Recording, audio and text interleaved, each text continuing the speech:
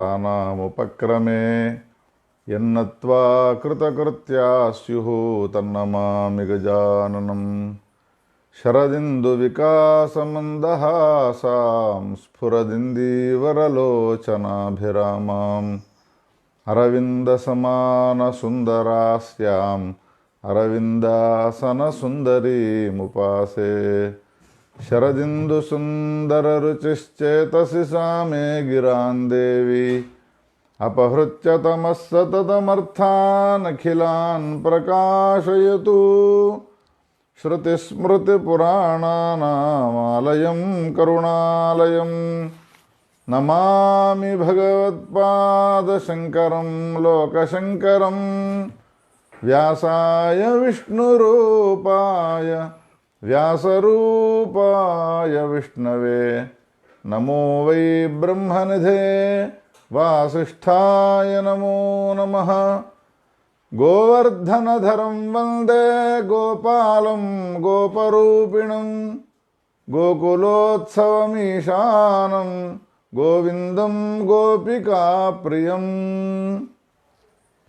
श्रीकृष्ण गोविन्द हरे मुरारे हे नाथ नारायण वासुदेव हे नाथ नारायण वासुदेव हे नाथ नारायण वासुदेव हे नाथ नारायण वासुदेव। गोपाल कृष्ण भगवान की जय। गौरी शंकर भगवान की जय। नमः पार्वती पतये हर हर महादेव हर। प्रातस्मरणीयुलु दक्षिणाम्नाय पीठाधीश्वरुलु जगद्गुरु सार्वभौमुलु श्री अभिनव विद्यातीर्थ महास्वामी करकल संजातुलैनटुवंटि श्री भारती तीर्थ महास्वामी चरणारविंदाలకు తత్కరకమల సంజాతులు విధుశేఖర భారతి మహాస్వామి వారి చరణారవిందాలకు అనేక సాష్టాంగ ప్రణామాలను సమర్పించుకుంటూ మాసాల్లోకెల్లా ఉత్తమ మాసమైన పురుషోత్తమ మాసానికి సంబంధించిన మహాత్మ్యాన్ని గురించి పరమ భాగవతోత్తముల చరిత్రలకు సంబంధించిన విషయాలను గురించి చెప్పడానికి పూనుకుంటూ ఉన్నాను. వ్యాస భగవానుడు పురాణాల్లో అనేక రకాలైనటువంటి సులభమైనటువంటి ధర్మాలను మన కోసం తెలియజేసినాడు. ఆ సులభమైనటువంటి ధర్మాల్లో అత్యంత శ్రేష్టమైనటువంటి ధర్మాలతో కూడుకున్నది ఈ పురుషోత్తమ మాసము. పురుషోత్తమ మాసము ఇదివరకు భాగాల్లో కూడా మనం చెప్పుకున్నాము. అదొక కల్పవృక్షము, అదొక కామధేనువు, అదొక చింతామణి. కల్పవృక్ష, కామధేను, చింతామణుల సమీపంలో కూర్చుంటే ఏ కోరికలంటే ఆ కోరికలు ఈడేరుతాయి. ఎట్లానో కల్పవృక్ష, కామధేను, చింతామణి సమానమైనటువంటి ఈ పురుషోత్తమ మాస నియమాలను పాటించినటువంటి వానికి కూడా తప్పకుండా ఆయా కోరికలన్నీ కూడా నెరవేరుతాయి. ఇందులో సందేహించే అవసరమే లేదు. అంతేకాదు ఈ పురుషోత్తమ మాస మహాత్మ్యాన్ని వివరిస్తూ వ్యాస భగవానుడు బృహన్నారదీయ పురాణంలో చెప్పినాడు. ఏమిటి అనంటే, తెలియకుండా చేసినటువంటి కర్మలే, తెలియకుండా చేసినటువంటి నియమ పరిపాలనలే అనేక గొప్పనైనటువంటి ఫలాలను ఇస్తూ ఉండగా, తెలిసి ఎవరైతే ఈ పురుషోత్తమ మాసానికి సంబంధించిన మహిమలను తెలుసుకొని నియమాలను పాటిస్తారో వాళ్ళ యొక్క వాళ్ళకు వచ్చేటువంటి ఏ ఫలాలు ఉంటాయో ఆ ఫలాలు ఇన్ని అన్నీ అని చెప్పడానికి వీల్లేదు. అనంతమైనటువంటి ఫలాలను వాళ్ళు తప్పకుండా పురుషోత్తమ అనుగ్రహంతో పొందుతూ ఉంటారు. ఇందులో సందేహించే అవసరమే లేదు. కేవలం మానవులు మాత్రమే కాదు, పశుపక్ష్యాదులు కూడా ఈ పురుషోత్తమ మాస సేవనం వలన ఉత్తమమైనటువంటి గతిని పొందుతాయి. అనే విషయంలో ఒక కథను చెప్పుతాను వినండి అని సూతుడు శౌనకాదులకు ఒక కథను చెప్పడం ప్రారంభించినాడు అన్నంత వరకు నిన్నటి ప్రవచనంలో మనం విన్నాం. పూర్వకాలంలో పరమ లోలుపుడు ధనాన్ని సంపాదించే విషయంలోనే నిరంతరము మనస్సు పెట్టేవాడు ధనప్రియుడు అయినటువంటి చిత్రశర్మ అనే పేరు గల ఒక బ్రాహ్మణుడు ఉండేవాడు. ఆయన కడుపు నిండా అన్నం తినేవాడు కాదు, ఎదుటివానికి కూడా పంచభక్ష పరమాన్నాలతో కూడుకున్న అన్నాన్ని పెట్టేవాడు కాదు. పంచభక్ష పరమాన్నాలు పక్కన పెట్టండి, ఎంగిలి చెయ్యితో కూడా పిల్లికి కాకులకు భిక్షం వేసేవాడు కాదు. ఒకవేళ చేతికి ఏవైనా మెతుకులు అంటుకోనున్నట్టయితే, దులిపినట్టయితే ఆ మెతుకు పడితే ఆ పశుపక్షాదులు తింటాయేమో అని ఎదుటివాడికి ఏమాత్రము ఆహారాన్ని పెట్టేవాడు కాదు.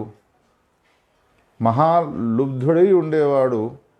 కానీ సమృద్ధిగా సంపాదించాలి ధనాన్ని అనేటువంటి కోరిక వానికి బాగా మిక్కుటంగా ఉండేది. అంతేకాదు, ఒకవేళ ధర్మాన్ని గనుక నేను ఆచరించినాను అనంటే, ధర్మాచరణ వలన నేను సంపాదించినటువంటి ధనమంతా కూడా నశించిపోతుంది అనేటువంటి భావం ఉండేది ఆ చిత్రశర్మ అనే పేరు గల బ్రాహ్మణునికి. అందుకని ధర్మాన్ని ఆచరించే సమయంలో ధనానికి సంబంధించిన ఖర్చు లేకపోయినప్పటికీ కూడా ఆ విధమైనటువంటి భావాన్ని పొందుతూ అసలు ధర్మాన్ని ఆచరించేవాడే కాదు. మాఘమాసంలో తిలదానం చేసేవాడు కాదు, కార్తీక మాసంలో దీపదానాన్ని చేసేవాడు కాదు, వైశాఖ మాసంలో ధాన్యదానం చేసేవాడు కాదు, వ్యతీపాత్ అనేటువంటి పేరు గల రోజున కాంచనాన్ని బంగారాన్ని దానం చేసేవాడు కాదు, వైధృతి యోగంలో వెండిని దానం చేయలేదు, రవి సంక్రమణ కాలంలో ఏ విధమైనటువంటి దానం చేసేవాడు కాదు, చంద్రసూర్యులకు సంబంధించినటువంటి గ్రహణాలు ఏర్పడ్డప్పుడు ఎప్పుడూ కూడా స్నానం చేసి జపం చేసేవాడు కాదు, హోమం చేసేవాడు కాదు.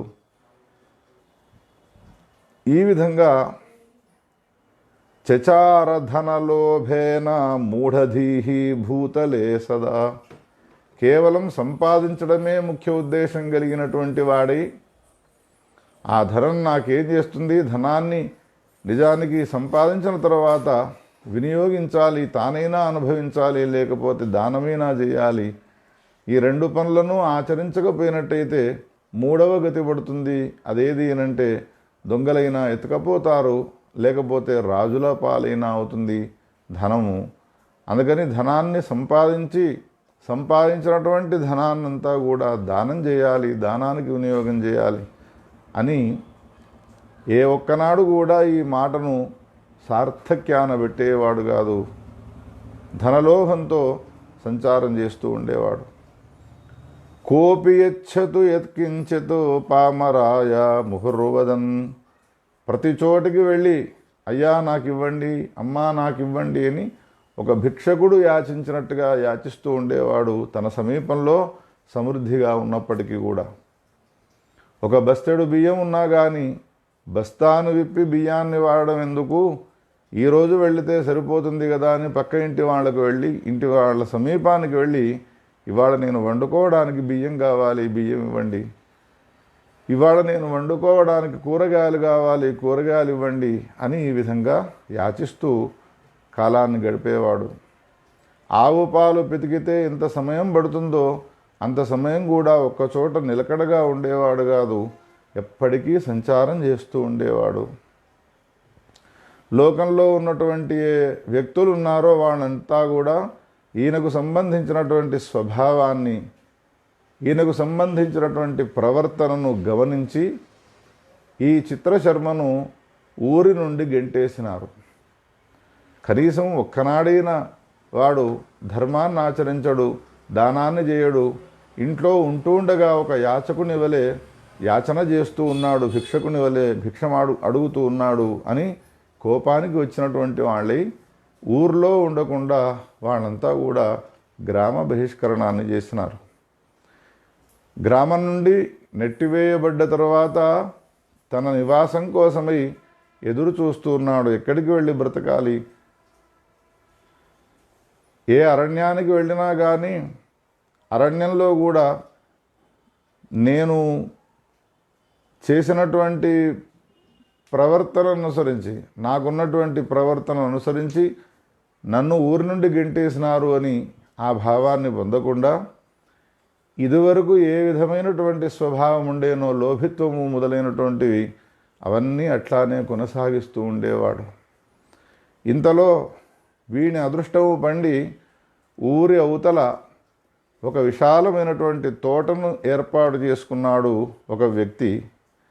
ఆ తోట నిండా కూడా పూలు పండ్లు ఉన్నాయి. ఆ తోటను నిర్వహించేటువంటి యజమాని ఏమనుకుంటూ ఉన్నాడు అంటే, ఎవరైనా ఒక తోటమాలి నాకు వచ్చి సేవ చేసినట్టయితే వానికి ఇంత జీతం ఇస్తూ ఈ తోటను పోషించమని, దీనికి సంబంధించినటువంటి వ్యవస్థను చూసుకోమని చెప్పి నాకున్నటువంటి ఇతర వ్యవహారాలు నేను చూసుకుంటాను అని ఎదురు చూస్తూ ఉన్నాడు. ఎడ్లున్నాయి, ఎడ్లకు బండి కావాలి, బండి ఉన్నది, బండికి ఎడ్లు కావాలి అన్నట్టుగా ఆ తోటమాలికి ఒక పనివాడు కావాలి. ఈ పని చేయాలి అని అనుకునేవాడికి నాకెవరైనా పని చెప్పితే బాగుండును అని అనిపించినది. ఈ రెండూ కలిసినాయి. ఆ తోటమాలి సమీపానికి వెళ్ళి, తోట యజమాని సమీపానికి వెళ్ళి, ఈ చిత్రశర్మ అనేటువంటి పేరు గలవాడు, అయ్యా నేను మీ తోటను క్షేమంగా చూసుకుంటూ పని చేస్తాను, దీంట్లో వచ్చేటువంటి ఆదాయానంతా కూడా తమరికే ఇస్తాను, నా జీవిక నడిచేందుకోసమే మీరు నన్ను పోషించండి, నాకు జీతాన్ని ఇవ్వండి, నేను దీన్ని పని చేస్తాను అని అన్నాడు. ఈ చెప్పినటువంటి మాటలను విన్నటువంటి ఆ తోట యజమాని ఇతరిని పనిలో ఉంచుకున్నాడు. ఆ తర్వాత తనకు సంబంధించినటువంటి ఏ రాజకార్యాలున్నాయో అవన్నీ నిర్వహించుకోవడానికి తాను నగరానికి వెళ్ళిపోయినాడు.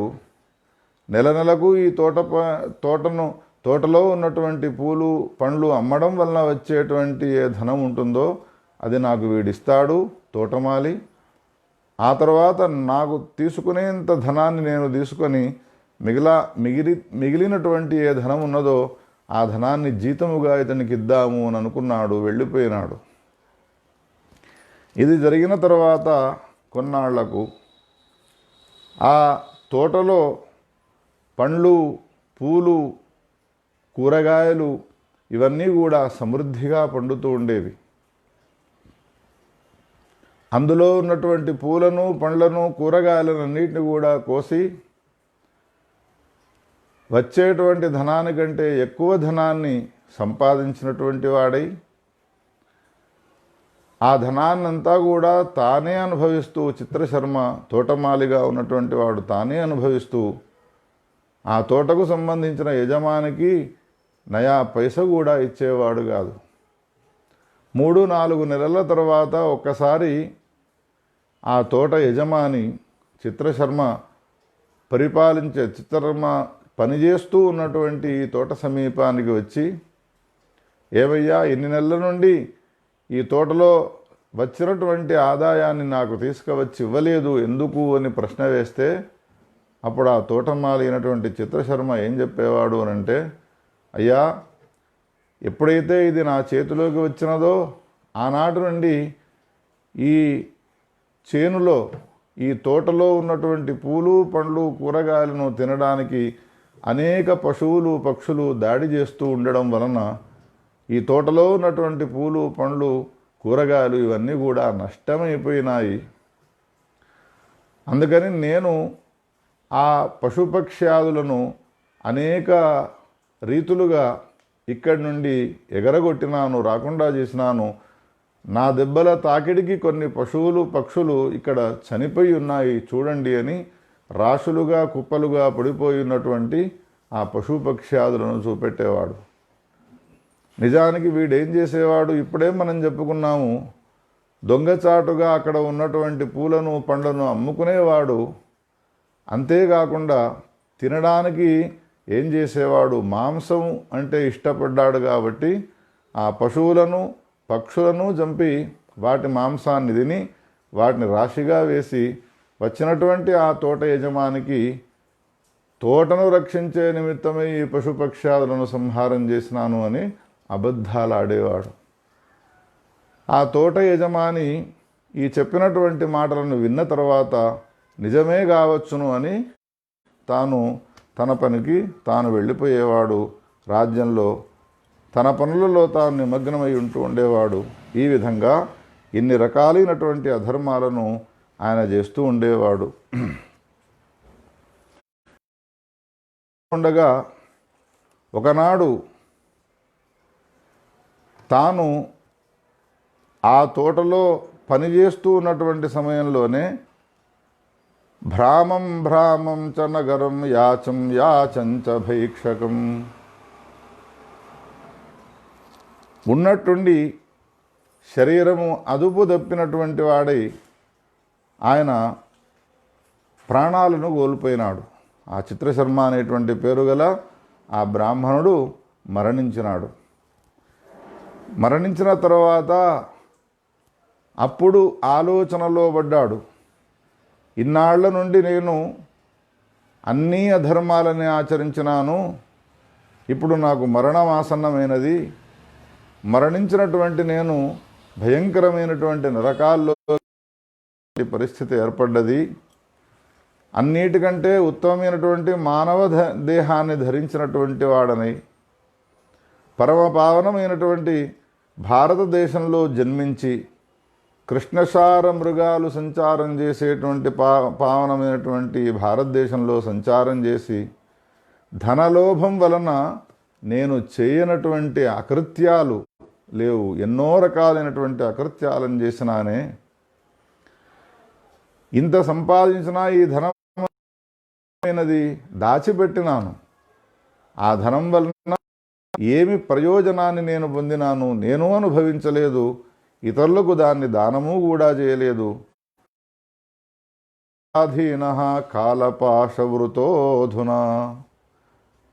ఒక దానాన్ని చేయలేదు, ఒక హోమాన్ని ఆచరించలేదు, గంగలో స్నానమైన ఆచరించలేదు, మాఘమాసంలో మకరంలో సూర్యుడు ప్రవేశించినప్పుడు, అంతేకాదు ఉపవాస వ్రతాలను నేను ఆచరించలేదు. పురుషోత్తమ మాసానికి సంబంధించిన నియమాల్లో కార్తీక మాసానికి సంబంధించిన ప్రాతకాలీన స్నానమును నేను ఆచరించలేదు. చుక్కలు ఉన్నప్పుడు స్నానం చేయాలి ఉషఃకాలంలో, అది నేను ఆచరించలేదు.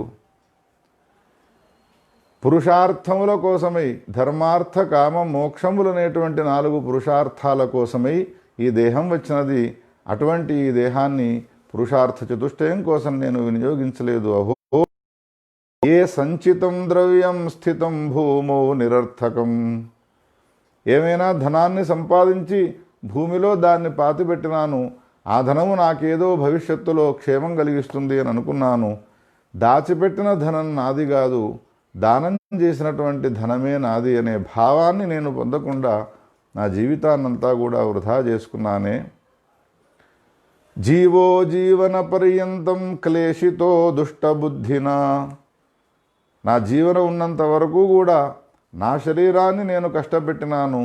ఇతరులకు ఏ విధమైనటువంటి ఉపకారాన్ని కూడా నేను చేయలేదు. అందుకని నా స్వభావాన్ని చూసినటువంటి ఏ జ్ఞాతులున్నారో, బంధువులున్నారో, స్వజనులు అనుకున్నటువంటి వాళ్ళు ఉన్నారో వాళ్ళంతా కూడా నన్ను ఇంటి నుండి గెంటి వేసినారు. అయినప్పటికీ కూడా నాకు ప్రాయశ్చిత్తం కాలేదు. అరణ్యానికి వచ్చి అరణ్యంలో ఈ తోటలో నేను నియుక్తుడనై ఉండి తోటకు సంబంధించిన పూలు పండ్లు కూరగాయలనన్నిటిని కూడా అమ్ముకొని ఆ ధనాన్ని కూడా వెనక వేసి యజమానితో నేను అబద్ధాలాడినానే. నిజంగా నా అంతటి పాపాత్ముడు ఇంకెవడైనా ఉంటాడా? అవోచత్ స్వామినం ధర్మం కదరియోయం ద్విజా అధమః అని ఈ విధంగా అనేక రకాలైనటువంటి పాపాలను నెమరు వేసుకుంటూ ఉన్నటువంటి వాడై ఆ మరణించినటువంటి వాడు చింతిస్తూ ఉన్నాడు. ఇంతలో యమభటులు రానే వచ్చినారు. ఈ చిత్రశర్మ దేహాన్ని బంధించి యమలోకానికి తీసుకుని వెళ్ళినారు. యమధర్మరాజు సింహాసనం పైన కూర్చొని ఉన్నాడు. తీసుకువచ్చినటువంటి జీవునికి సంబంధించినటువంటి వృత్తాంతాన్ని చెప్పండి అని చిత్రగుప్తుడిని ఆదేశించినాడు. అప్పుడు చిత్రగుప్తుడు ఇప్పటిదాకా మనం చెప్పుకున్నటువంటి మాటలనన్నిటినీ కూడా వివరించి చెప్పినాడు యమధర్మరాజుకు. ఇందులో అనేక పాపాలు వీడు ఆచరించినటువంటివి ఉన్నప్పటికీ ప్రధానమైనటువంటి పాపాలు రెండున్నాయి అన్నాడు చిత్రగుప్తుడు. ఏమిటి అవి? ఫలచౌర్యకృతం పాపం విశ్వాసఘాతజం పరం ఏతత్ పాపద్వయం చాస్మిన్నత్యుగ్రం వర్తతే ప్రభో. పూలు పళ్ళను దొంగతనం చేయడం అనేటువంటిది ఒక పాపము. రెండవది విశ్వాసఘాతం. ఎవడైతే తనను విశ్వసించినాడో అటువంటి వాడిని మోసం చేయడం అనేటువంటి పాపము. ఈ రెండు మాత్రము మహాపాపాలు వీడు ఆచరించినాడు. అన్ని ఇతరములైనటువంటి వివిధములైనటువంటి పాపాలు ఉన్నాయి, ఇప్పటిదాకా నేను చెప్పినాను. వాటన్నిటికీ తగ్గట్టుగా వీడిని శిక్షించవలసింది అని చిత్రగుప్తుడు యమధర్మరాజుకు చెప్పినాడు. జీవుడు మరణించిన తర్వాత వానికి సంబంధించినటువంటి గమనము, వాడు అనుభవించవలసినటువంటి భోగాలు ఎట్లా ఉంటాయి అనేటువంటి విషయాన్ని బ్రతికి ఉండగానే మనకు తెలుసుకునేందుకోసమే వ్యాసభగవానుడు పురాణాల్లో ఈ విధంగా వర్ణిస్తాడు. వ్యాసుడు చెప్పినటువంటి ఈ మాటలు ఏవి కూడా ఇవి అబద్ధములు కాదు, 100కు 100 వాళ్ళు యథార్థములైనటువంటివే. ఇందులో సందేహించే అవసరం లేదు. అప్పుడు యమభటులు ఈ మరణించినటువంటి ఈ చిత్రశర్మ యొక్క దేహాన్ని తీసుకుని వెళ్ళి యమలోకంలో అనేక రకాలైనటువంటి యాతనలను కలిగింపజేసినారు. తాడయంతశ్చ తంద్విజం ప్రేతత్వం ప్రాపితః పూర్వం కాననే విఫలే ద్విజః. అనేక యాతనలను అనుభవింపజేసి వీనికి ప్రేతత్వాన్ని కలిగింపజేసి నిర్జలమైనటువంటి ప్రాంతంలో అనేక సంవత్సరాలు వాడిని వదిలేసినారు. ప్రేత శరీరంలో ఉన్నటువంటి ఈ చిత్రశర్మ నీళ్లు తాగుదామంటే నీళ్లు లేకుండా, ఆహారాన్ని స్వీకరిద్దామంటే ఆహారం లేకుండా ఎన్నో అరణ్యాలను సంచారం చేసినాడు. ఎంతో దుఃఖాన్ని అనుభవించినాడు. గహనమైనటువంటి వనారణ్యాల్లో అనేకంగా సంచారం చేసినాడు, తిరిగినాడు. అన్నిటికంటే ప్రేతత్వం అనేటువంటిది చాలా భయంకరమైనటువంటిది. నారాయణమూర్తి నారదునికి ఈ ప్రేతయో నిగతం దుఃఖమనుభూయ తతఃపరం. ఎన్ని సంవత్సరాలు ఆ విధమైనటువంటి దుఃఖాన్ని అనుభవించానో, వాడు చేసినటువంటి ఎన్ని పాపాలున్నాయో ఆ పాపాలకు తగ్గట్టుగా ఎన్ని అనుభవించానో వాటన్నిటినీ అనుభవించిన తర్వాత ఇప్పుడు పండ్లను పూలను కూరగాయలను దొంగతనం చేయడం వలన వచ్చినటువంటి ఆ దుఃఖాన్ని అనుభవించడానికి కపియో నిమజీగమతు కోతిగా జన్మించినాడు. ఆ కోతిగా జన్మించినటువంటి చిత్రశర్మ ఎక్కడ సంచారం చేసేవాడు అనంటే సుశీతలములైనటువంటి నీళ్లు, ఫలపుష్పాలతో కూడుకోరున్నటువంటి తోటలు, దేవరాజు అయినటువంటి ఇంద్రుడు కాలాంజర పర్వతంలో ఇటువంటి వనాలను నిర్మించినాడు. అద్భుతమైనటువంటి ఒక కుండము కూడా ఉన్నది, సరోవరము. అనేక రకాలైనటువంటి పద్మాలు కమలాలతో వికసించి ఉన్నటువంటి ఏ సరోవరాన్ని దర్శిస్తే చాలు పాపాలన్నీ కూడా తొలగిపోతాయో, మృగతీర్థం అనేటువంటి పేరుతో విఖ్యాతిని పొందున్నదో, దేవతలకు కూడా దుర్లభమై ఉన్నదో అటువంటి చోట ఈ చిత్రశర్మ అనే పేరు గలవాడు కోతి రూపాన్ని ధరించినటువంటి వాడి అక్కడ చేరుకున్నాడు. పూలు దొంగతనం చేయడం వలన అయినటువంటి ఎత్తినాడు.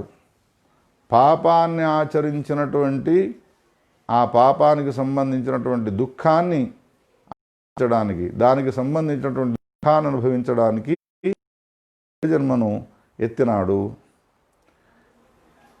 కానీ ఈ కథను వింటూ ఉన్నటువంటి నారదునికి ఒక లోకంలో పాపాన్ని ఆచరించినాడు అంటే పాపం వాడికి దుఃఖం కలగాలి. వీడు పూలు పండ్లు కూరగాయలు దొంగడం వలన వీడికి వానర జన్మ వచ్చినది. అటువంటి వానరానికి పూలు పండ్లు నీళ్లు వేస్తే అది ప్రాయశ్చిత్తం అవుతుంది. కానీ పూలు పండ్లను తిని నీళ్లు తాగేటువంటి జంతువు అయినటువంటి ఆ కోతిని పూలు పండ్లు నీళ్లు అన్నీ సమృద్ధిగా ఉండేటువంటి లో జన్మించేట్టుగా చేయడము ఇది ఎంతవరకు సమంజసమవుతుందయ్యా అని ప్రశ్న వేస్తే ఆ ప్రశ్నకు సమాధానాన్ని చెప్పుతూ ఉన్నాడు నారాయణమూర్తి. వ్యాస భగవానుడు కథలను చెప్పుతూ ఎన్నో రకాలైనటువంటి రహస్యాలను మనకు తెలియజేస్తాడు. ఇప్పుడు ఈ కథామూలకంగా తెలియజేసేటువంటి రహస్యం ఏమిటి అంటే, పాపాన్నాచరించినటువంటి ఈ చిత్రశర్మ గత జన్మలో పాపాలతో పాటు ఒక పుణ్యకర్మను ఆచరించినాడు. అందుకని నిమిత్తమైనటువంటి దుఃఖాన్ని అనుభవించవలసినటువంటి వానర జన్మనెత్తినటువంటి ఈ చిత్రశర్మ మరుభూముల్లో ఎక్కడనో జన్మించకుండా పుష్పఫల భరితమై పరమ పావనటువంటి ఏ జలముతో పితరులకు తర్పణాన్ని ఇస్తే పితరులు నాట్యమాడుతారో అటువంటి సరోవర తీరంలో జన్మించా అన్నాడు. పాపానికి తగ్గట్టుగా దుఃఖాన్ని అనుభవిస్తాడు, పుణ్యానికి తగ్గట్టుగా సుఖాన్ని కూడా. అందుకని వాడు చేసినటువంటి ఒకే ఒక పుణ్యం వలన ఇటువంటి ఉత్తమమైనటువంటి వనంలో జన్మించినాడు అనగానే సందేహం కలిగి నారదుడు అడుగుతూ ఉన్నాడు నారాయణమూర్తిని,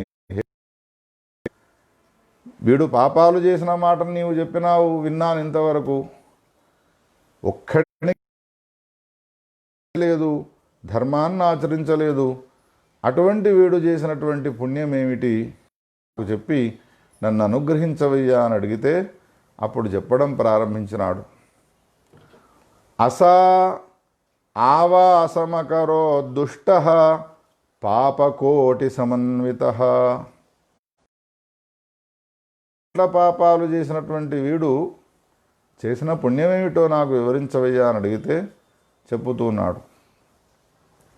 వీడు ఉండేటువంటి గ్రామ సమీపంలో ఒక పెద్ద నగరంలో చిత్రకుండలుడు అనేటువంటి పేరు గల ఒక వైశ్యుడు ఉండేవాడు. గత జన్మలో చిత్రశర్మ కదా వీడు, బ్రాహ్మణ జన్మనెత్తినాడు కదా, అందులో దుర్బ్రాహ్మణుడి ఉండేవాడు కదా. వీని గ్రామానికి సమీపంలో ఉన్నటువంటి మహానగరంలో చిత్రకుండలుడు అనేటువంటి పేరు గల ఒక వైశ్యుడు తారకానే పేరు గల తన భార్యతో కూడుకున్నటువంటి వాడై అనేక ధర్మాలను ఆచరిస్తూ ఉండేవాడు. ఏకాదశి నాడు కృష్ణ భజనం చేసేవాడు, ద్వాదశి నాడు బ్రాహ్మణ భోజనం పెట్టేవాడు. అనేక మంది బ్రాహ్మణులు క్షత్రియులు వైశ్యులు అని చూడకుండా ఎవరు భక్తాగ్రేశ్వరులై ఉంటారో వాళ్ళందరినీ కూడా గౌరవించేవాడు, సత్కరించేవాడు. వాళ్ళ స్థాయిని అనుసరించి వాళ్లకు అనేక రకాలైనటువంటి దానాలు చేస్తూ ఉండేవాడు ఆ చిత్రకుండలుడు అనేటువంటి పేరు గల వైశ్య సత్తముడు. ఇట్లా ఉంటూ ఉండగా ఒకనాడు పరమ పావనమైనటువంటి శ్రీ పురుషోత్తమ మాసం వచ్చినది. మాసంలో దానాలు చేయాలి అని ఉన్నది. దానం చేసే గుణము గల వాళ్లకు ఇంకా గొప్ప, ఎవరికైతే దానం చేయాలి అనే గుణం ఉన్నదో అటువంటి వాడు ఇదివరకే దానం చేస్తూ ఉంటారు మిగతా. కానీ పురుషోత్తమ దానం చేసేటువంటి గుణం గల వాళ్లకు ఇంకా గొప్పనైనటువంటి ఫలాన్ని అనుగ్రహించేది. అందుకని ఈ చిత్రకుండలు సామాన్యమైనటువంటి దానాలను కాకుండా ఉగ్రమైనటువంటి దానాలను చేసేవాడు. దానాలు ఉగ్రదానాలు అనంటే ఏమిటి అనంటే, ఉగ్రదానాలు అనంటే ఉప్పును దానం చేయడము, నువ్వులను దానం చేయడము, ఇనుమును దానం చేయడము, చెప్పులు ఛత్రాన్ని దానం చేయడము, కంబళము, గుమ్మడికాయ, పత్తి మొదలైనటువంటి ఏవైతే ఉన్నాయో వీటిని ఉగ్రదానములు అని అంటారు. ఏ పదార్థాలను దానం చేయడం వలన దానం చేసినటువంటి వానికి ఆరోగ్య వృద్ధి కలుగుతుందో, అపమృత్యువు తొలగిపోతుందో అటువంటి వాటిని ఉగ్రదానాలు అని అంటారు. యచ్చ ఉగ్రాత్ ప్రతిగ్రహాతు, ఉగ్రమైనటువంటివి దానం చేయడం వలన దాతకు గొప్పనైన ఫలం లభిస్తుంది. కానీ అందుకని ఎవరు ఈ ఉగ్రదానాలను స్వీకరిస్తారో వాళ్ళు మహామంత్రాన్ని అనుష్ఠానం చేసి ఈశ్వరుని యొక్క ఆరాధన చేసి ఆ పాపాలన్నిటిని కూడా తొలగించుకోవాలి అని మనకు శాస్త్రాలు ఉన్నాయి, శాస్త్రాల్లో చెప్పబడి ఉన్నది. ఈ విధంగా ఈ చిత్రకుండలుడు మిగతా మాసాల్లోకెల్లా పురుషోత్తమ మాసంలో ఉగ్రదానాలు చేసినా అక్కడ ఉన్నటువంటి ఏ బ్రాహ్మణులు ఉన్నారో వాటన్నిటిని కూడా ప్రతిగ్రహించినారు. మిగతా దానాలకు 1000 రూపాయలు ఇస్తే ఉగ్రదానాలకు 10,000 రూపాయలను ఇవ్వాలి. వైశ్యునికి దానం చేయడంలో పెద్ద శ్రమ లేదు, ఇచ్ఛాపూర్వకంగా దానం చేసేవాడు కాబట్టి సమృద్ధిగా దక్షిణ తాంబూలాలను ఇచ్చినాడు. వాళ్ళందరికీ కూడా పంచభక్ష పరమాన్నాలతో కూడుకున్నటువంటి భూరిసి భోజనాలను పెట్టినాడు. చిత్రకుండలుడు ఈ విధమైనటువంటి అధిక మాసానికి సంబంధించిన ఉద్యాపన కార్యక్రమాన్ని చేసి అనేక దానాలను చేస్తూ ఉన్నాడనేటువంటి విషయాన్ని విన్నాడు ఈ చిత్రశర్మ అనేటువంటి పేరు గల బ్రాహ్మణుడు. అందరికీ ఇవ్వవలసిన దానాలు అయిపోయినాయి. అందరికీ 10,000 రూపాయల సంభావన ఇస్తే ఈ వచ్చినటువంటి చిత్రశర్మ ఉన్నాడో ఈ చిత్రశర్మకు 500 రూపాయలు చేతుల్లో పెట్టినాడు. అక్కడికి వాడు సంతోషపడాలి కదా. కానీ మిగతా వాళ్ళందరికీ 10,000 రూపాయల దక్షిణను సంభావననిచ్చి తనకు 5,000 సంభావనగా ఇచ్చినటువంటి ఈ విషయాన్ని గమనించినటువంటి వాడి ఎట్లయినా చేసి తాను కూడా ఒక 10,000 రూపాయలు ఆ చిత్రకుండలుడు అనే పేరు గల వైశ్యుని ద్వారా పొందాలి అనేటువంటి ఉద్దేశాన్ని కలిగినటువంటి వాడై ఆయన ఏడుస్తూ కవర్ను చూసుకొని మిగతా వాళ్ళకందరికంటే తక్కువగా నాకు దక్షిణనిచ్చినావు అని ఆ చిత్రకుండలుని సమీపానికి వెళ్ళి వినయంగా ఈ విధంగా అనడం ప్రారంభించినాడు. ఏమంటున్నాడు అనే విషయాన్ని శ్రద్ధగా ఆలకించవయ్యా నారదా. పురుషోత్తమం వ్రతం సమ్యగ్భవతా విధినా కృతం నతథా చ కృతం కేన కుత్రాపి పృథివీతలే. అన్ని మాసాల్లోకెల్లా ఉత్తమమైనటువంటి పురుషోత్తమ మాసానికి సంబంధించినటువంటి వ్రతాన్ని నీవు చక్కగా ఆచరించినావయ్యా వైశ్యవర్య. భక్తితో కూడుకున్నటువంటి వాడవై నీవు ఆచరించినావు. నీవు చేసిన ప్రకారంగా ఈ పురుషోత్తమ మాసానికి సంబంధించిన వ్రతాన్ని ఉద్యాపన విధానాన్ని ఇంతవరకు నేను ఎక్కడా చూడలేదు. నా ఈ 40-50 సంవత్సరాలలో చాలా గొప్పగా చేసినావు. నీవు చాలా కృతార్థుడవైనావు, భాగ్యవంతుడవైనావు. భక్తితో నీవు పురుషోత్తముణ్ణి సేవించినావు. నీ తండ్రి ధన్యుడైనాడు నీబోటి దాతను కనడం వలన. నీ తల్లి ధన్యురాలైనది నీబోటి దాతను ఆమె ప్రసవించడం వలన. కార్యధన్యురాలైనది నీబోటి దానాన్ని చేసేటువంటి లక్షణం కలిగినటువంటి భర్త ఉండడం వలన. ఏ తల్లిదండ్రులు చేసిన అనేక జన్మలలోని పుణ్యమో తెలియదు కానీ నీబోటి గొప్పనైనటువంటి దాత వాళ్లకు పుత్రుడిగా ఆవిర్భవించి ఇక నీ విషయానికి వస్తే నీవు హరివల్లభుడవు. కృష్ణ పరమాత్మ అంటే నీవు చాలా ఇష్టపడతావు. ధన్యాచాయం మాసః శ్రీ పురుషోత్తమ. మాసాలే గొప్పనైనవి అనంటే అన్ని మాసాల కంటే ధన్యమైనటువంటి మాసము ఈ పురుషోత్తమ మాసము.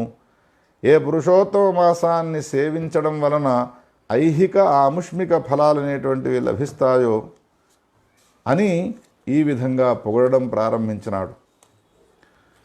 అన్ని దానాల్లోకెల్లా ఈ ఉగ్రదానాలు ఎవరిని పిలిచినాడో బ్రాహ్మణులను వాళ్ళకి ఇచ్చి నన్ను నిరాదరణ చేస్తాడు అని భావించి అందరి రాక కంటే ముందే వచ్చి కూర్చున్నాడు ఈ చిత్రశర్మ చిత్రకుండలుని ఇంటిలో.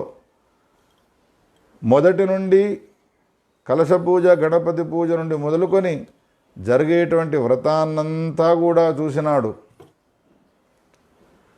ఇప్పుడు ఆయన ఏదైతే అనుకున్నాడో అనుకున్న ప్రకారంగానే జరిగినది. తనకు దానము సరిగ్గా చేయలేదు. అందుకని ఇప్పుడు బాధపడుతూ ఉన్నటువంటి వాడై ఈ విధంగా మాట్లాడుతూ ఉన్నాడు. అహోత్వయా మహత్కర్మ కృతం ఏతన్న సంశయ అన్యేభ్యో బ్రాహ్మణేభ్యశ్చ ధనం దత్తం బృహన్ముదా. మిగతా బ్రాహ్మణులకు ఏ దానం చేసినావో, దక్షిణనిచ్చినావో, నాకెందుకయ్యా నీవు ఆ విధమైనటువంటి దక్షిణనివ్వకుండా ఇంత కించిత్తు దక్షిణం నాకు ఇచ్చినావు అని ఏడుస్తూ ఉన్నటువంటి వాడి, పొగుడుతూ ఉన్నటువంటి వాడి ఈ విధంగా మాట్లాడేవాడు వరకు దాతృత్వ లక్షణం కలిగినటువంటి, దానం చేసేటువంటి లక్షణం ఉన్నటువంటి ఆ చిత్రకుండలుడు ఈ బ్రాహ్మణునికి మిగతా బ్రాహ్మణులకు ఇచ్చినటువంటి దక్షిణనే ఇచ్చినాడు.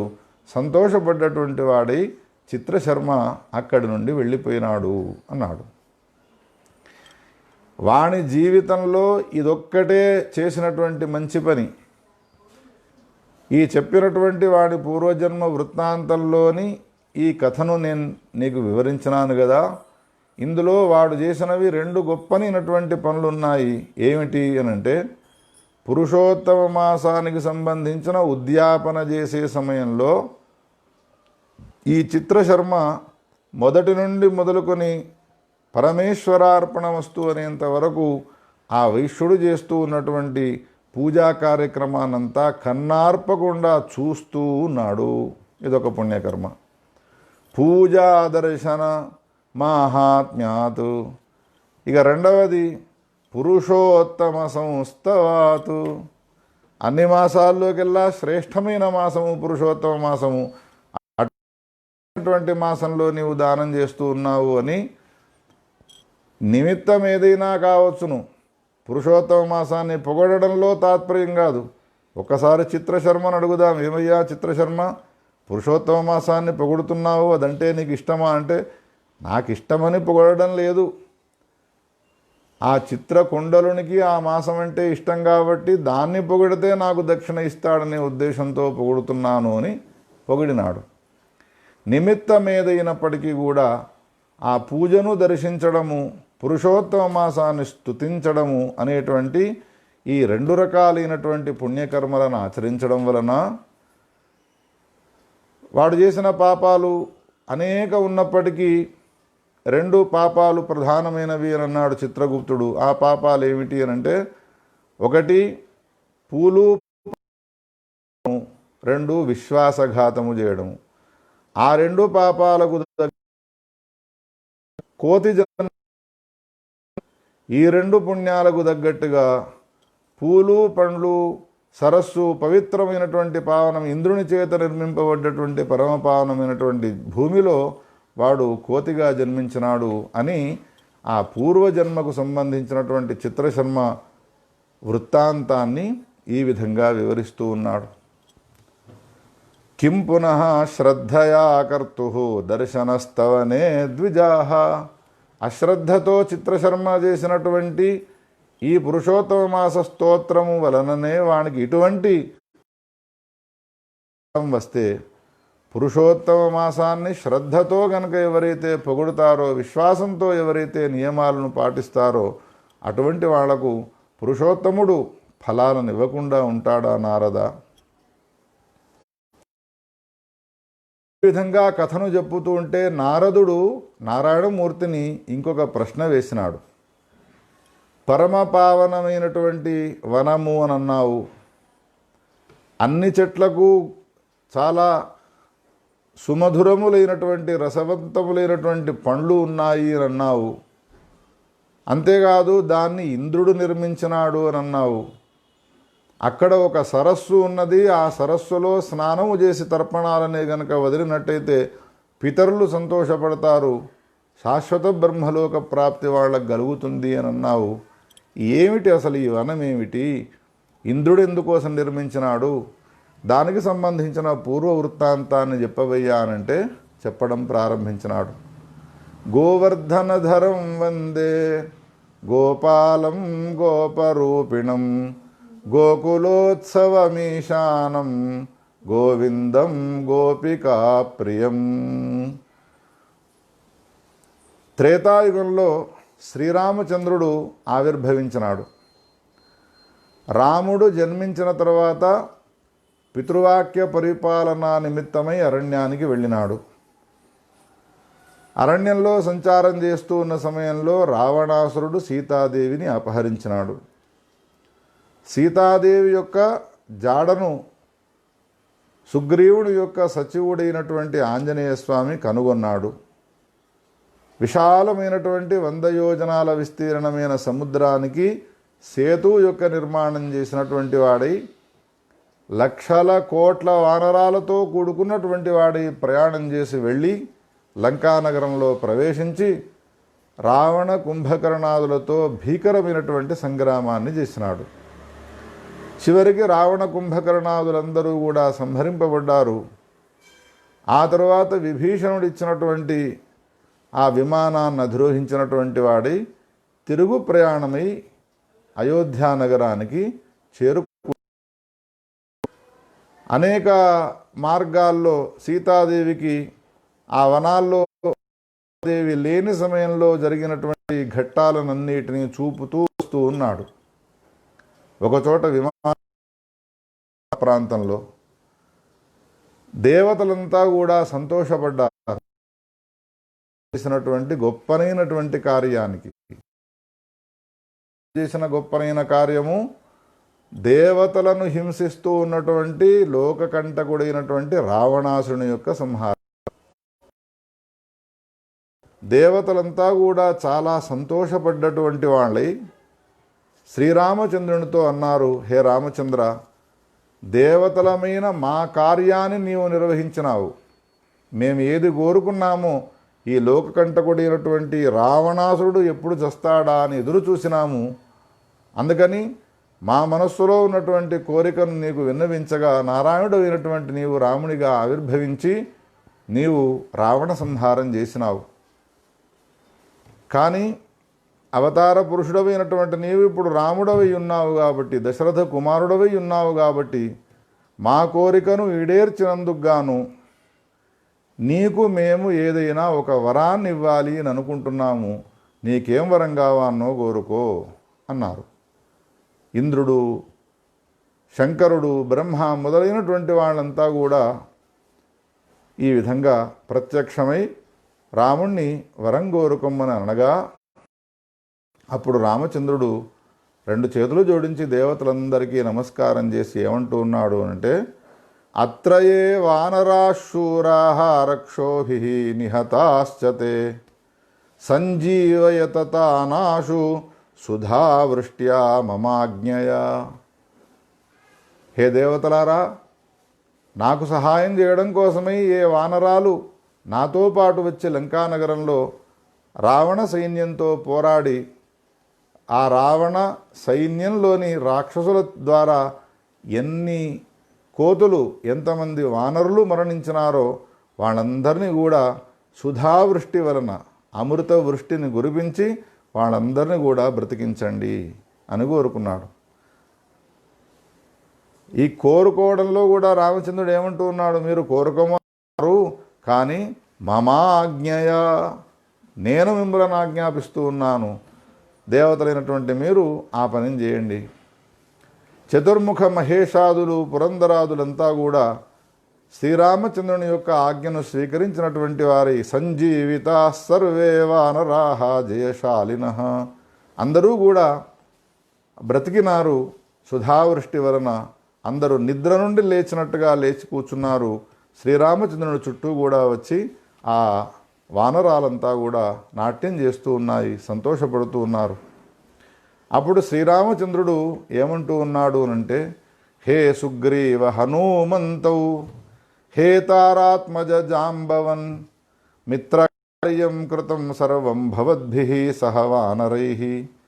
హే సుగ్రీవ, హే జాంబవంత, మీరంతా కూడా నన్ను స్నేహితుడిగా భావించి అన్నిటితో కూడుకున్నటువంటి వారై నాకు గొప్పనైనటువంటి సహాయాన్ని చేసినారు. ఇప్పుడు నన్ను మీరు ఆజ్ఞాపించండి, నేను మీకు చేయాల్సినటువంటి పని ఏమిటో చెప్పండి.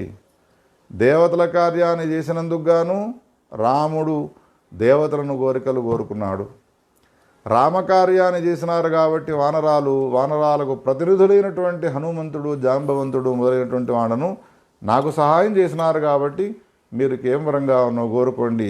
ఆజ్ఞాపయంతు తాను సర్వాన్, మీ చేత నేను ఆజ్ఞాపింపబడ్డాను అనంటే ఏదైనా నేను చేస్తాను అనంటే, అప్పుడు ఎత్ర ఎత్ర వనే ఏతే మామకాః దీర్ఘజీవినః వసంతి వానరాస్తత్ర వృక్షాః పుష్పఫలాన్వితాః.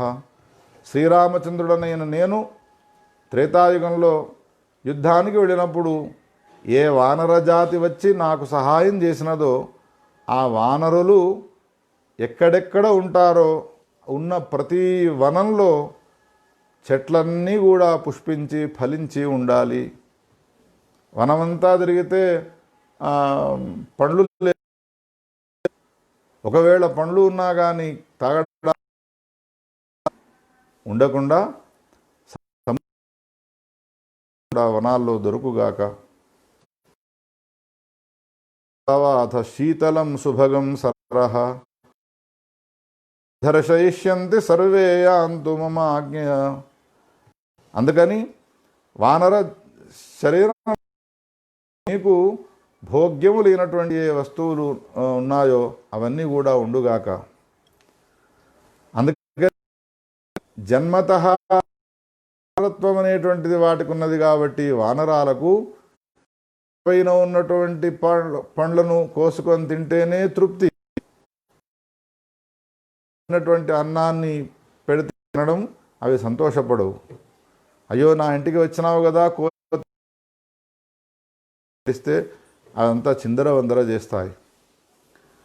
ఆనంద రామాయణంలో సీతాదేవి ఆంజనేయ స్వామితో అన్నది, హనుమంత కష్టపడి నీవు నా జాడను కనుక్కోవడానికి వచ్చినావు, మళ్ళీ నీవు అక్కడికి వెళ్ళాలి అంటే ఆకలితో ఉన్నావయ్యా, అందుకని నా బంగారు గాజులను నీకు ఇస్తాను.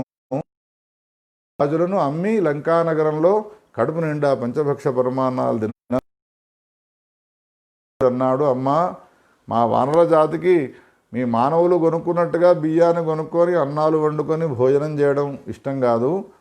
మేము సంతోషంగా ఇష్టపడి భోజనం చేయాలి అంటే చెట్లపైన ఎక్కాలి, చెట్లను విరగొట్టాలి, పూలను తినాలి, మాకు తృప్తి కలుగుతుంది అని ఆ అశోకవనాన్నంతా కూడా నాశనం చేసినాడు అని వర్ణిస్తాడు. లసత్ఫలాః మహావృక్షాః పుష్పపల్లవ సంయుతాః యత్ర యత్ర వసేత్ జంతుః తత్ర తత్ర ఉపయాంతి నా భుక్తం క్షీయతే కర్మ ఇది వేదానుశాసనం. ఎక్కడెక్కడైతే నాకు సహాయం చేసినటువంటి వానరాలు ఉన్నాయో ఆ వానరాలు ఎక్కడికి వెళితే అక్కడ పుష్పఫల భరితములైనటువంటి తాగడానికి కడుపు నిండా నీళ్లు ఉండుగాక అనేటువంటి వరాలను ఇచ్చినాడు. చాలా సంతోషపడ్డాయి వానరాలు. అటువంటి వరాలను పొందినటువంటి ఈ వానరాలు ఆ సరోవర సమీపంలో చుట్టూ పుష్పఫల భరితమైనటువంటి వాటిల్లో నివాసం చేస్తూ ఉన్నాయి. ఇదయ్యా కారణం. ఆ అరణ్యంలో పుష్పఫలాలు సరస్సు ఉండడానికి గల కారణాలు, మృగతీర్థానికి సంబంధించినటువంటి ఈ విశేషాలన్నీ కూడా చెప్పినాడు.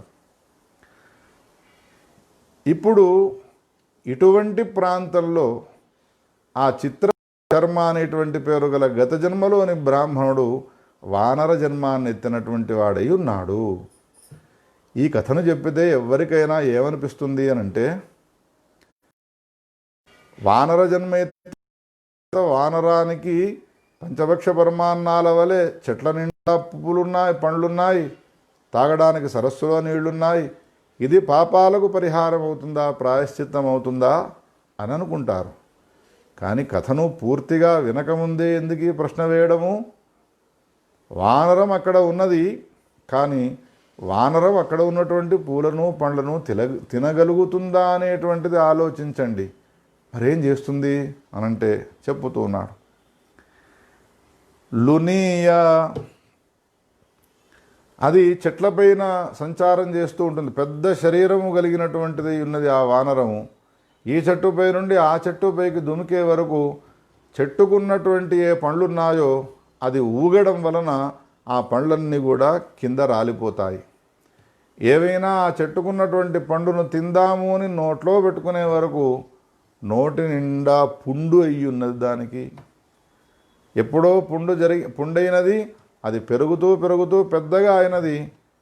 రసద్రవ్యాలు కూడా నోట్లో వస్తే జారే పరిస్థితి లేకుండా విపరీతమైనటువంటి గాయం అయి ఉన్నది. దానికి పండ్లను తెంపి నోట్లో పెట్టుకొని తిందాము అనుకునే వరకు నోటి నిండా గాయమై ఉండడం వలన ముఖం దాకా వచ్చినటువంటి పండును తీసి కింద వారవేస్తుంది.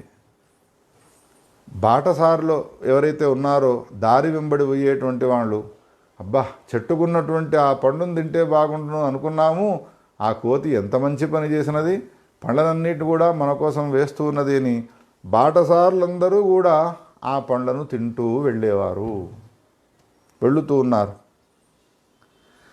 ఈ ఇటు నుండి అటు, అటు నుండి ఇటు సంచారం చేస్తూ ఉన్నది.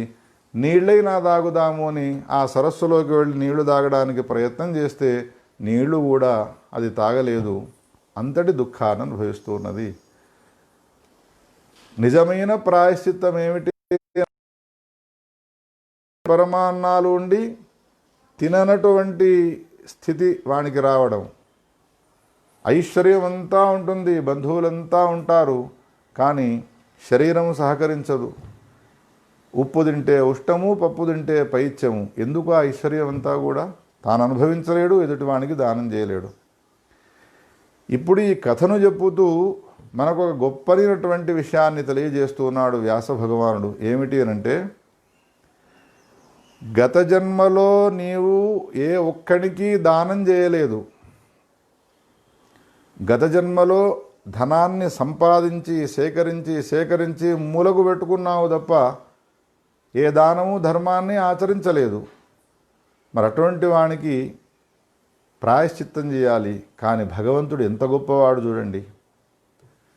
ఆ ప్రాయశ్చిత్తం చేసే సమయంలో కూడా గత జన్మలో చేసిన పొరపాటును ఈ జన్మలో చేయకుండా ఉండడానికి, చిత్రశర్మ అయిన ఆ జన్మలో ఉన్నప్పుడు నీవు దానం చేయలేదు కాబట్టి ఆ పాప నిమిత్తంగా జన్మించినావు. ఇప్పుడైనా దానం చేసుకోరా. నోటిలో పుండు రావడము ఈ వానరానికి ఒక గొప్పనైనటువంటి వరమైనది. చెట్లను ఊపడం, చెట్ల నుండి రాలిన పండ్లన్నిటి కూడా బాటసార్లు తింటూ ఉంటే చూస్తూ ఆశ్చర్యపోయినది. గత జన్మలో నేను మానవునిగా ఉండి దానం చేయకపో నాకు ఈ జన్మ వచ్చినది. దేవుడు ఏది చేసినా మన మేలు కోసమే అన్నట్టుగా ఈ జన్మలో నేను ఈ విధంగా అతిథులను అభ్యాగతులను సేవిస్తూ ఉన్నాను.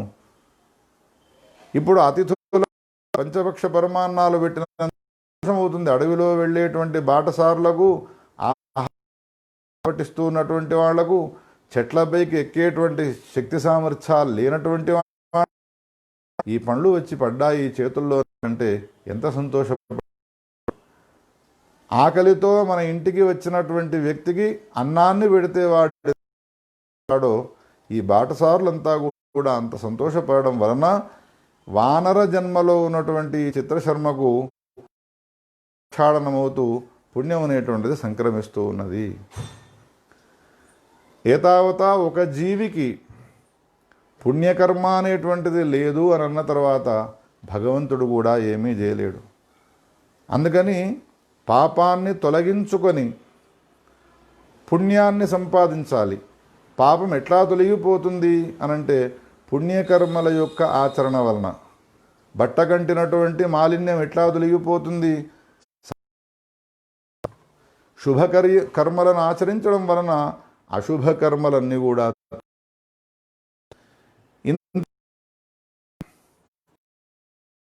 బాధను అనుభవిస్తూ ఉన్నటువంటి తాను అరూరుహద్భగ్నగాత్రో నీరభ్రష్టో యథాజశ, చేతులు కాళ్ళు పనిచేయడం లేకుండా పోయినాయి. శరీరంలో సత్తువ ఎప్పుడుంటుంది అంటే ఆహారం ఉన్నప్పుడే. ఆహారం ఎప్పుడైతే శరీరానికి అందదో అప్పుడు శరీరంలో క్రమంగా అనేటువంటిది ఏర్పడుతుంది. అవయవాలన్నీ కూడా పనిచేయకుండా పోతూ ఉంటాయి. ఈ విధంగా పూర్వజన్మలో చేసినటువంటి ఏ పాపం ఉన్నదో ఆ కూడా నెమరు వేసుకుంటూ ఇటు అటు సంచారం చేస్తూ ఉన్నాడు. అవసాన దశ వచ్చినది. ఇప్పుడు ఏమైపోయినది ఒక విచిత్రము అనంటే, అవసాన దశ వచ్చినటువంటి ఈ సమయంలో నెల రోజుల్లోకెల్లా 5 రోజులు మాత్రము విశేషంగా సంచారం చేస్తూ ఉపవాసాన్ని చేస్తూ ఉన్నాడు. ఈ కొమ్మ నుండి ఆ కొమ్మపైకి ఎగిరే సమయంలో ఆ పట్టుకునేటువంటి పట్టు లేక ఆ సరస్సులో పడుతూ ఉన్నాడు.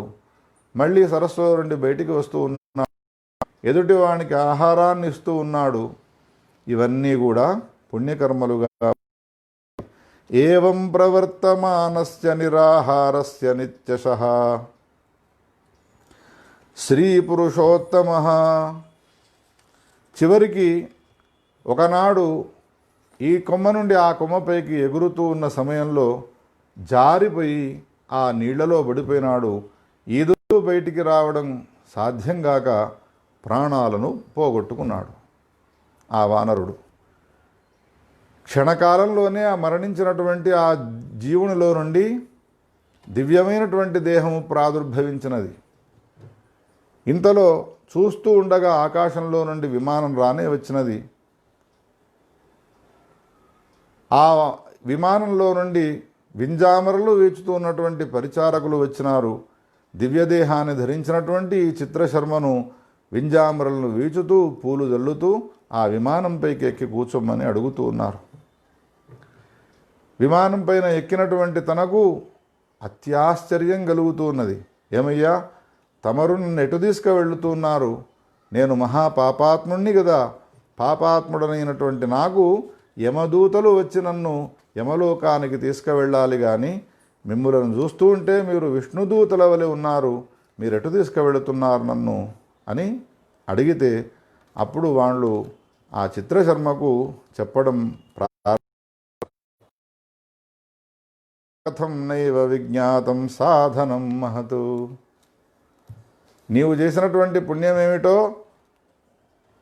మేము విష్ణుమూర్తి ఎదుట చెప్పుతాం పదవయ్యా అని తీసుకువెళ్ళి సాక్షాత్ నారాయణమూర్తి ఎదుట నిలబెట్టి చెప్పుతూ ఉన్నారు. ముఖరోధ అనాహార వ్రతం జాతమజానతః. నోటికి రోగం రావడం వలన నెల రోజులు నీవు ఆహారాన్ని స్వీకరించలేదు. శక్తి సామర్థ్యాలు ఉడిగిపోవడం వలన కొమ్మ నుండి కొమ్మపైకి దుముకుతూ ఉన్నటువంటి నీవు సరస్సులో పడి స్నానం చేసినావు. అన్ని స్నానాల కంటే సముద్ర నదీ స్నానాలు, సరస్సులలో స్నానాలు శ్రేష్టము అని పురాణాలన్నీ కూడా చెప్పుతూ ఉన్నాయి. అంతేకాదు అతిథులకు సత్కారం చేసినావు. దానాల్లోకెల్లా అన్నదానము చాలా శ్రేష్టమైనది అని శాస్త్రాలు చెప్పుతూ ఉన్నాయి. నీవు దానం చేసినావు. ఈ విధంగా కనీసము నీళ్లనైనా తాగుదామని ప్రయత్నం చేసినావు. కానీ నీళ్లు కూడా తాగే పరిస్థితి లేక నీవు ఉపవాస దీక్షతో శరీరాన్ని పోగొట్టుకున్నావయ్యా. అది నీవు చేసినటువంటి పుణ్యము. అనుకోకుండా పురుషోత్తమ మాసము తారసపడ్డది. మహాతీర్థంలో నీవు ఈ శరీరాన్ని పోగొట్టుకోవడం వలన నీకు ఈ ఉత్తమమైనటువంటి దివ్యమైనటువంటి దేహం ఏర్పడ్డది అని విసనకరలతో వీచుతూ నారాయణమూర్తి సమీపంలో ఈ విషయాలన్నీ చెప్పుతూ ఉండగా విని ఆశ్చర్యచకితుడైనాడయ్యా నారద. కోతి సమీపానికి వెళ్ళి ఒక్కసారి మనం అడుగుదాం, ఏమే వానరమా, కాబట్టి నేను అన్నాన్ని తినడం పండ్లను తినడం లేదు అని తినకుండా కింద బాటసారుల కోసం వేస్తూ ఉన్నావా? నీళ్లు తాగకుండా నిర్జలోపవాసం చేయాలనే ఉద్దేశంతో నీళ్ల సమీపం దాకా వచ్చి నీళ్లు తాగకుండా ఉన్నా అని అంటే అది ఏమంటుంది? నాకు పురుషోత్తమ మాసము తెలియదు, దాని మహాత్మ్యము తెలియదు, నోటిలో గాయం కావడం వలన నేను ఆహారాన్ని సేవించలేకపోతున్నాను అంటుంది. అంటే దానికి గౌరవము లేదు, మాసం పైన దాని వైశిష్ట్యము తెలియదు. అశ్రద్ధతో చేసినటువంటి ఆ పుణ్యమే ఇంత గొప్పనైనటువంటి ఫలాన్ని ఇచ్చినది అని అన్న తర్వాత తస్మిన్ మాసే శ్రీ పురుషోత్తమే విధినా కురువత కర్మ జ్ఞాత్వా మాహాత్మ్యముత్తమం. విధిపూర్వకంగా ఎవడైతే ఆచరిస్తాడో, మహాత్మ్యాన్ని తెలుసుకున్నటువంటి వాడికి వచ్చేటువంటి ఫలం ఏమని చెప్పవచ్చునయ్యా? నైతత్తుల్యం భవేత్ కంచిత్ పురుషోత్తమ ప్రీతిదం తే ధన్యాః కృతకృత్యాస్తే తద్వ్రతం ఏ ప్రకుర్వతే. వాళ్లే లోకంలో ధన్యులైనటువంటి వాళ్ళు, వాళ్లే లోకంలో కృతకృత్యులైనటువంటి వాళ్ళు ఎవరైతే ఈ వ్రతాన్ని ఆచరిస్తారో. దుర్లభమైన మానుష దేహాన్ని జన్మించి, అందులో భారతదేశంలో జన్మించి, పురుషోత్తమ మాసం వచ్చిన తర్వాత ఎవరైతే పురుషోత్తమ మాసాన్ని గౌరవిస్తారో వాళ్ళే శుభగాహ పుణ్యాహ, వాళ్ళ యొక్క జన్మ సఫలము అని అంటాడు. ఏషాం సర్వోత్తమో మాస దాన జపైర్గతః. ఎవరికైతే ఈ పురుషోత్తమ మాసము రోజంతా కూడా 30 రోజులు ప్రతిరోజు కూడా స్నానదాన జపాలతో గడిచిపోతుందో, పితృకార్యాలతో గడిచిపోతుందో, మిగతా రోజులలోకెల్లా కోటి కోటి గుణాలు అధికమైనటువంటి పుణ్యఫలాన్ని పొందుతారు అని గమనించానయ్యా. ఎవడైతే నాస్తికుడై ఉండి ఈ మాటలను శ్రద్ధగా ఆలకించడో, ఎవడైతే ఈ పురాణాలను ఈ పుక్కిటి పురాణాలు అని అనుకుంటాడో, ఎవడు ధర్మధ్వజుడై ఉంటాడో, ఎవడు ఖలుడై ఉంటాడో, పురుషోత్తమమాసాద్య స్నానదానాది వర్జిత. గ్రహణం వస్తే తింటే ఏమవుతుంది అని గ్రహణ కాలంలో తిని చూపెడతారు కొంతమంది. అదేవిధంగా పురుషోత్తమ మాసంలో మంచిది అని అంటే ఉపవాసం కాదు, 3 పూటలు తింటాము అని తిని చూపెడతారు. అటువంటి వాళ్ళను ఉద్దేశించి చెప్పేటువంటిది కాదు ఇది. ఎవరు ఆస్తికులై ఉంటారో, ఎవరికి పరమాత్మ యందు ఆసక్తి ఉంటుందో, ఎవరికి యందు శ్రద్ధ, అటువంటి వాళ్ళను ఉద్దేశించి చెప్పబడ్డదయ్యా అని ఈ విధంగా గొప్పనైనటువంటి భాగాన్ని చెప్పి, పశువు జన్మనెత్తినటువంటి ఒక కోతికే ఈ గొప్పనైనటువంటి ఫలం లభించినది అని అన్న తర్వాత మానవునికి లభించకుండా ఉంటుందా అని ఈ పురుష మహాత్మ్యాన్ని వినిపించినాడు. దివసస్యాది మే గత్వా. ఈ విధంగా దీనికి సంబంధించినటువంటి వృత్తాంతాన్నంతా చెప్పగా విని నారదుడు ప్రొద్దటి నుండి మొదలుకొని సాయంత్రం వరకు చేయవలసినటువంటి విధానాలేమిటో వాటినన్నిటి కూడా నాకు వివరించి చెప్పవయ్యానంటే ఆ కథను చెప్పడం ప్రారంభించినాడు. అది వచ్చే భాగంలో మనం విందాం. గోవర్ధనధరం వందే గోపాలం గోపరూపిణం గోకులోత్సవమీశానం గోవిందం గోపికా ప్రియం. గోపాలకృష్ణ భగవానికి జై. భాగవతాన్ని వినడము చాలా శ్రేష్టము కాబట్టి ఈ పురుషోత్తమ మాసంలో భాగవతంలోని భాగవతోత్తముల యొక్క చరిత్రలను మనం వింటూ ఉన్నాం.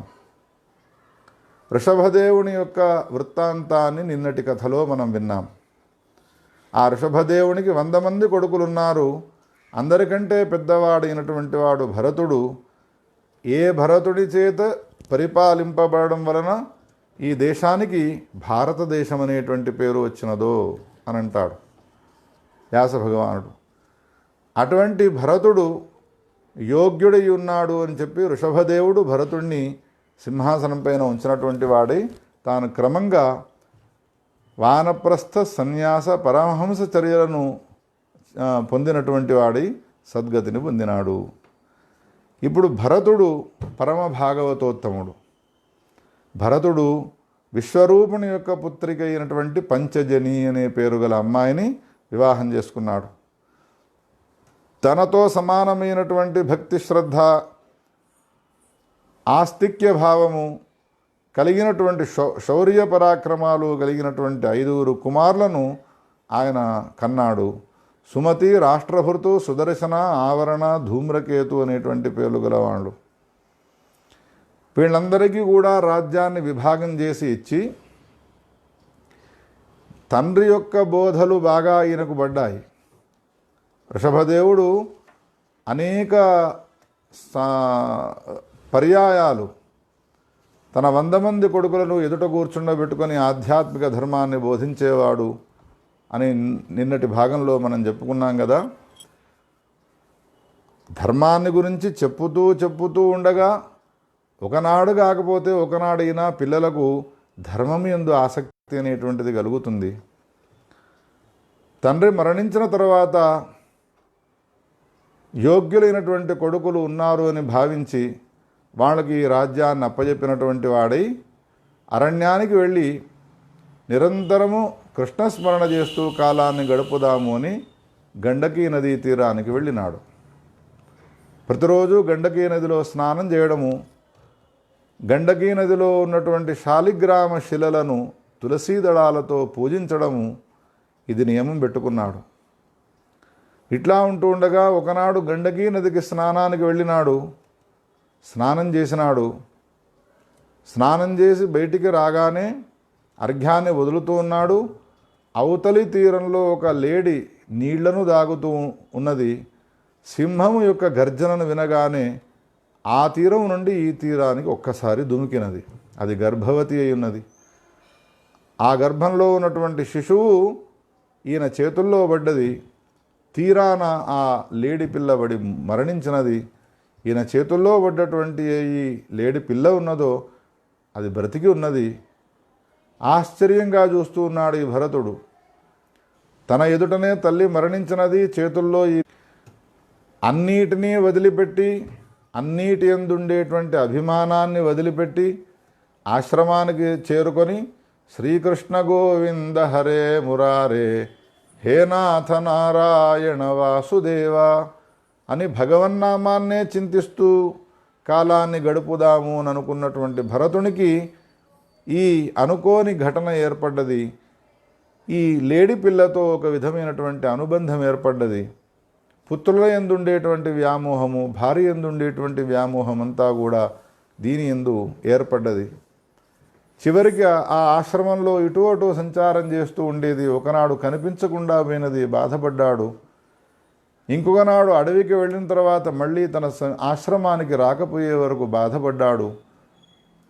కొన్ని రోజుల వరకు దానికి సంబంధించినటువంటి స్మరణనే చేసినాడు. భగవత్ సంబంధమైనటువంటి స్మరణ మరిచిపోయినాడు. చివరికి ఆ కాలము ఆయనకు సంప్రాప్తమైనది. శరీరాన్ని వదిలిపెట్టేటువంటి కాలము. మరణించే సమయంలో ఆ లేడి పిల్లనే స్మరిస్తూ మరణించినాడు. మరణించే సమయంలో ఎవరిని స్మరిస్తామో ఆ జన్మ వస్తుంది. సరిగ్గా ఈ భరతునికి లేడి జన్మ వచ్చినది. కానీ గత జన్మ స్మరణ ఉండడం వలన ఇక ముందు నేను ఈ పాపాన్ని చేయను అని భావించి ప్రతిరోజు కూడా గండకీ నది నీళ్లను తాగుతూ తీరంలో ఉన్నటువంటి గడ్డిని మేస్తూ కృష్ణ స్మరణ చేస్తూ కాలాన్ని గడిపినది. కాలాంతరంలో ఆ లేడు కూడా మరణించి ఆత్రేయ గోత్రంలో ఒక ఉన్నతమైనటువంటి బ్రాహ్మణ కుటుంబంలో అదివరకే 8 కొడుకులు ఉంటూ ఉండగా ఆ దంపతులకు 9వ కుమారునిగా ఆవిర్భవించినాడు. ఇప్పుడు గత జన్మలలో చేసినటువంటి ఏ పాపాలు ఉన్నాయో ఆ పాపాలు చేయకూడదు అని ఎవ్వరితో మాట్లాడడు. సంస్కారాలు ఏవీ లేనటువంటి వాని వలె ఉంటాడు. స్నానపానాలంటే ఇష్టపడడు. ఒక జడునిగా ఉండేటువంటి భరతుడు కాబట్టి ఇతనిని జడభరతుడు అనేటువంటి పేరుతో పిలిచినారు. తల్లిదండ్రులు చిన్నతనంలోనే మరణించినారు, అన్నదమ్ముల యొక్క పోషణలో పెరుగుతూ ఉన్నాడు. అటువంటి ఈ జడభరతునికి అడవికి వెళ్ళి పశువులను పోషించాల్సినటువంటి బాధ్యతను అప్పచెప్పినారు అన్నదమ్ములు. కొట్టములలోనే నిద్రపోయేటువంటి బాధ్యతను అప్పచెప్పినారు. పశువులతో మెదులుకునేటువంటి యొక్క ఆ బాధ్యతను అప్పచెప్పినారు. ఎందుకు నన్ను ఈ విధంగా చేసినారు అని ఒక్కనాడు ప్రశ్నించడు. వాళ్ళు తినగా మిగిలినటువంటి ఎంగిలి అన్నాన్ని వేస్తే ఆ అన్నాన్ని సేవిస్తాడు తప్ప మీ ఎంగిలిని నాకెందుకు పెడతారు అని అనడు. ఈ విధంగా ప్రవర్తిస్తూ ఉండగా ఒకనాడు అరణ్యానికి పశువులను మేపడానికి వెళ్ళినప్పుడు భద్రకాళికి పశుబలిని చేయడానికి వెళుతుండగా ఆ పశువు దప్పించుకుంటే ఈయనను తీసుకువెళ్ళి భద్రకాళి ముందు పెట్టినారు. ఖడ్గాన్ని తీసి ఎప్పుడైతే ఈ జడభరతుణ్ణి చంపుదాము అని అనుకున్నారో భద్రకాళి పరాంబకు ప్రేమ, అనురాగము, వాత్సల్యము కలిగి ఆమె శరీరంలో నుండి వేలాది శక్తులు ఆవిర్భవించి ఆ కిరాతులందరినీ కూడా సంహారం చేసి మళ్ళీ ఆ భద్రకాళి శరీరంలో లయమైపోయినాయి. ఈ దృశ్యాన్నంతా చూసినాడు. మళ్ళీ యథాతథంగా వచ్చినటువంటి దారిని వెళ్ళిపోయినాడు జడభరతుడు. అంతటి నిర్లిప్తత, అంతటి శరీరం పైన మమకార రాహిత్యము, అభిమాన రాహిత్యము, ఇటువంటి భాగవతోత్తముడు భాగవతంలో ఇంకా మనకు కనిపించడు. ఒక్కొక్క భాగవతోత్తముడిది ఒక్కొక్క రకమైనటువంటి శైలి, ఒక్కొక్క రకమైనటువంటి విచిత్రమైనటువంటి జీవన విధానం భాగవతంలో మనకు కనిపిస్తూ ఉంటుంది.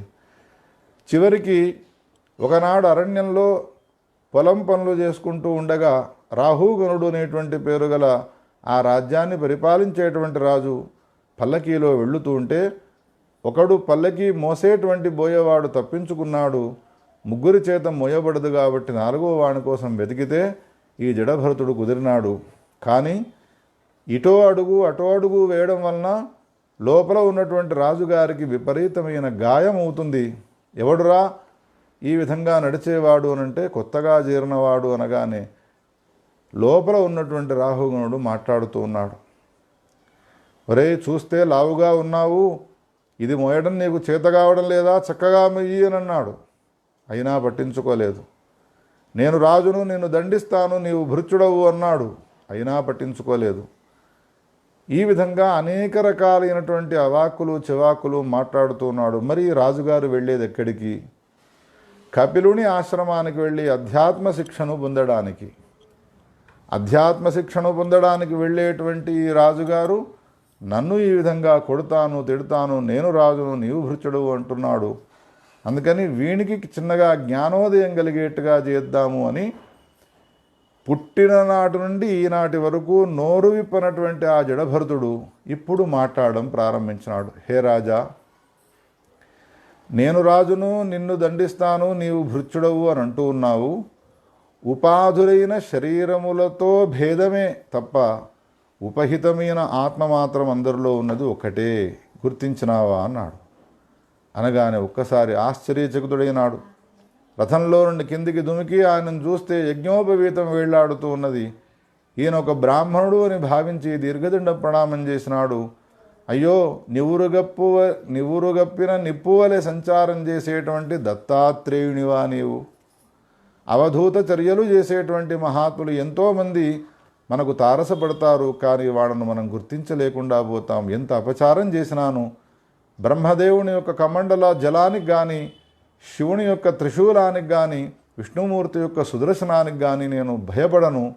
బ్రాహ్మణుడు గనక ఒకవేళ భయపడ్డాడు, శాపం పెడతాడు అని అంటే మాత్రం సదాచార సంపన్నుడైనటువంటి వాణి శాపానికి మాత్రం నేను భయపడగలుగుతానయ్యా. నేను కపిలుని యొక్క ఆశ్రమానికి వెళ్ళను, నీవే నాకు హితాన్ని బోధించు అని అనగా అప్పుడు ఆ రాజుగారికి అద్భుతమైనటువంటి వేదాంతాన్ని బోధించినాడు. రాజా, సంసారంలో ఉన్నటువంటి ఈ మానవుడు నిరంతరము కొట్టుమిట్టాడుతూ ఉంటాడు, పుణ్యకర్మలను ఆచరిస్తాడు, పునరపి జననాత్మకమైన సంసారంలో తిరుగుతూ ఉంటాడు. వీని విచిత్రమైన పరిస్థితిని ఎప్పటికీ నెమరు వేసుకుంటూ ఉండాలి. సంసారం అనేటువంటిది సారవంతమైనది అని భావించకూడదు. జగత్తులో ఏది సారవంతమైనది అని భావిస్తామో, ఏది మంచి పదార్థము అని భావిస్తామో దాన్ని దాచిపెడతాము. ఎన్ని రోజులైనా దాన్ని బయటికి తీయము. కొత్త రూపాయల నోట్ల కట్ట వచ్చినదనుకోండి, ఎన్నో రోజులు లోపల దాచి పెడతాం. ఎందుకు అంటే దాన్ని తీయాలంటేనే మనసు ఒప్పదు. అదేవిధంగా మనం ఆచరించేటువంటి కర్మలు ఉన్నాయో ఆ కర్మలన్నీ కూడా మనకు ఫలాన్ని ఇస్తాయి అని భావించాలి. ఉపదేశం చేస్తూ ఏమన్నాడు అనంటే, సంసారం అనేటువంటిది ఏదైతే ఉన్నదో ఇది సారవంతమైనది అని భావించక, ఇందులో అనేక రకాలైనటువంటి దోషాలున్నాయి అని దోషానుసంధానం చేస్తూ ఉండాలి. ఎప్పటి వరకైతే సంసారం పైన దోషాన్ని మనం అనుసంధానం చేయలేదో అంతవరకు సంసారం పైన ఏహ్యభావం అనేటువంటిది రాదు. ఎంతవరకు సంసారం యందు ఏహ్యభావం రాదో దాన్ని వదిలిపెట్టాలనే భావము రాదు. ఒక బట్ట పైన మాలిన్యం ఉన్నది, ఆ మాలిన్యాన్ని మనం జ్ఞాపకం చేసుకున్నాం, బట్టను తీసి అవతల వారవేస్తాం.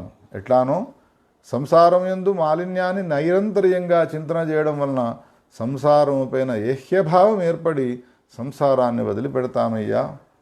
కానీ అందరూ ఏమనుకుంటారు ఈ సంసారాన్ని చూచేనంటే, నాతో సమానమైన అదృష్టవంతుడు ఇంకొకడు లేడు అని అనుకుంటాడయ్యా.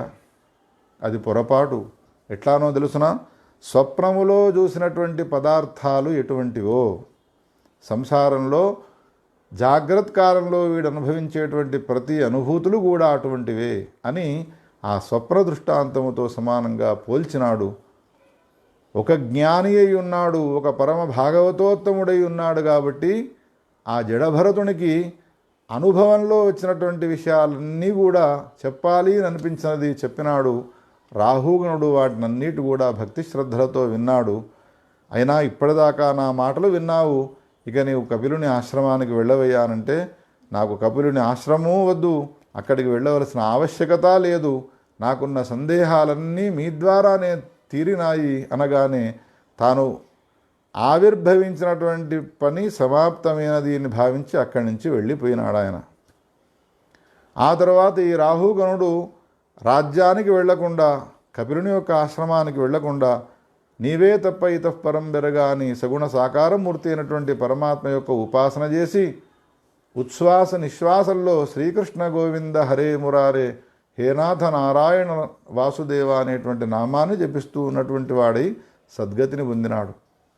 భాగవతోత్తముల యొక్క లక్షణం ఎట్లా ఉంటుంది అంటే, ఆయన ఆవిర్భవించినాడు అనంటే ఆయన మూలకంలా వేలాది లక్షలాది మంది ఉద్ధరింపబడతారు.